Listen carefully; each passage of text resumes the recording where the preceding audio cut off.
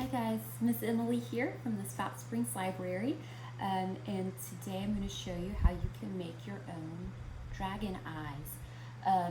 These are really simple to make and they're pretty cool, so let me show you the things that you'll need to make them. Okay, so here we have the stuff that you can use to make a dragon eye. First thing you'll need is one of these little things. It is kind of like a marble, but it's got a flat side. So you'll need at least one of those, and then you'll need paints. I'm going to use nail polish because that's what I have at home, so I'm going to go with that. But you can also use acrylic paints as well. So the first thing that we're going to do is make the pupil of our dragon's eye.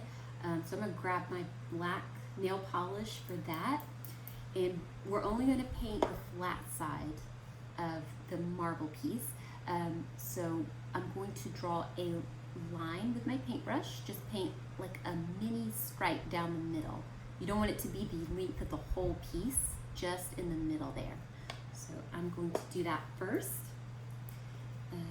These things have a name, but I can't think what it is. I want to say Clubichan, but I don't know where that came from, so I'm not sure what they're called. But they're pretty easy to find. You can find them in most crafting stores. Amazon has them, and you can usually get a really big bag of them for pretty cheap.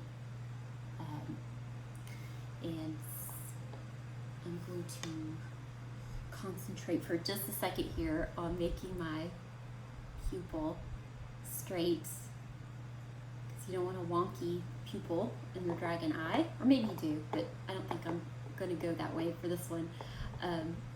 If you have nail polish, or at least nail polish like mine, you might have to do a few layers of the black to make a good strong pupil.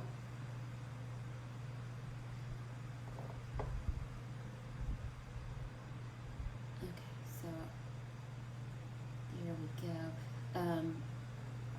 So there is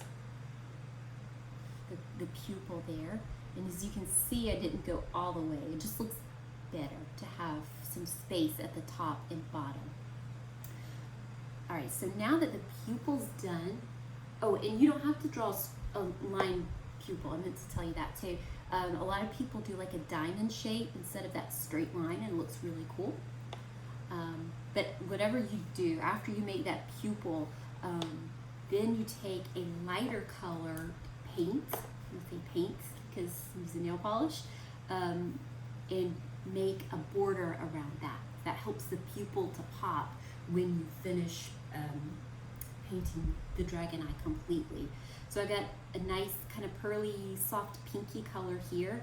So I'm going to draw a border around my pupil.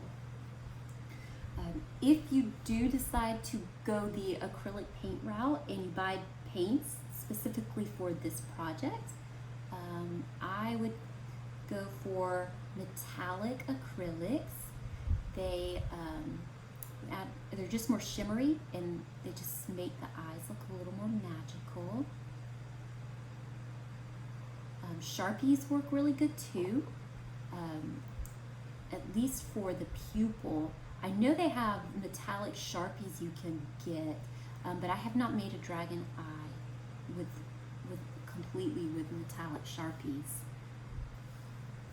Honestly, I really like the nail polish. It just seems to work even better than regular paint, and it definitely dries a lot quicker too. So there we go. I've got that border around my pupil, and now I'm going to add a little pizzazz with some glittery nail polish. Oh, if you go to North Hall and you know Miss Cheryl, she's the one who gave me this glittery nail polish. So thank you, Miss Cheryl. It's come in handy many times. If you don't want to use nail polish for this, you can do little dots or patterns or lines like around your eye. And again, I'm not painting anywhere but around that pupil. and the border. I'm just kind of doing a circle around them. So I'm just going to make it a little glittery.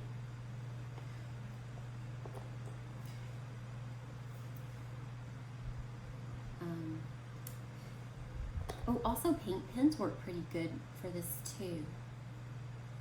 So it's a very forgiving craft. You don't have to have a specific kind of paint or anything like that.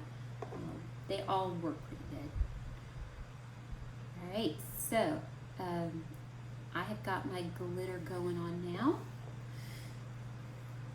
Gives a little extra touch of sparkle to my dragon eye. Now I'm going to paint a big, bright, bold color for the eye itself. So I'm going to go with this pink color here. And I'm not going to, again, paint over the pupil or that pastel border. I'm just going to paint where I put that glitter. So basically just going to paint on top of the glitter. This nail polish is really thick, so I can just kind of glob it on and then just spread it out. If you're using more lighter colors or your paint is thinner, you might have to wait a few minutes and let the first layer of glitter or whatever you do dry a little bit before you paint anything else. Because if the colors run, it won't be as cool. It's better to have layers. And this is a good one to experiment with too. You can do layers of different colors, and when you hold them up to the light, they look really neat. A little more iridescent.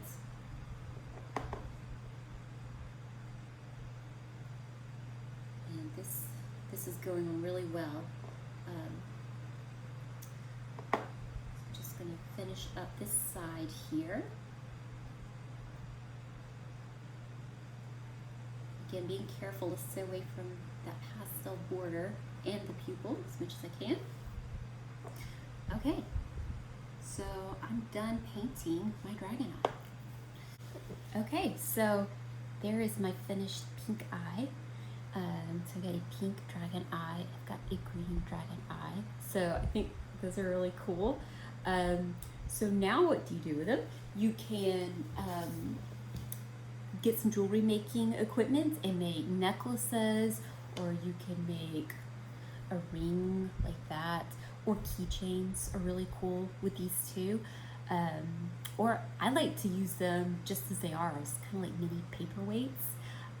If you have a friend who is really into dragons and you're looking for a unique gift that you can make for them, like I said, you can get a bunch of these clear things pretty cheap, and you can make a ton of these dragon eyes and put them in like a drawstring bag to give to them.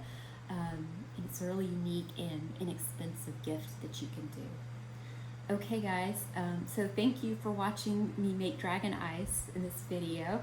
And I hope you guys have a good summer, and I'll see you again soon. Bye bye.